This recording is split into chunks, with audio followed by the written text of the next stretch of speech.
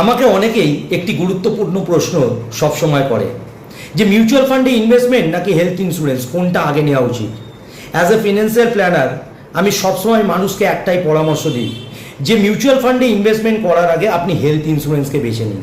তার কারণ কি, ধরুন আপনি মিউচুয়াল ফান্ডে ইনভেস্টমেন্ট করে প্রত্যেক বছর 10 থেকে 12% আর্ন করছেন মার্কেট ভালো থাকাকালীন, ওয়্যারাজ অন্যদিকে মেডিকেল কস্ট কিন্তু 12 থেকে 15% হারে প্রত্যেক বছর বাড়ছে।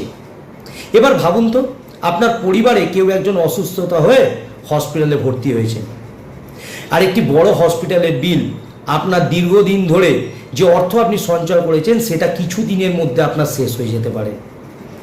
তাই মিউচুয়াল ফান্ড আপনার ওয়েলথ ক্রিয়েট করতে সাহায্য করতে পারে, কিন্তু হেলথ ইন্স্যুরেন্স আপনার ওয়েলথকে প্রোটেক্ট করবে। তাই প্রোটেকশন ছাড়া কোনো ক্রিয়েশনই টেকসই নয়। তাই স্মার্ট ফিনান্সিয়াল প্ল্যানিং এর প্রথম ধাপ হচ্ছে প্রোটেক্ট ফার্স্ট দেন ইনভেস্ট।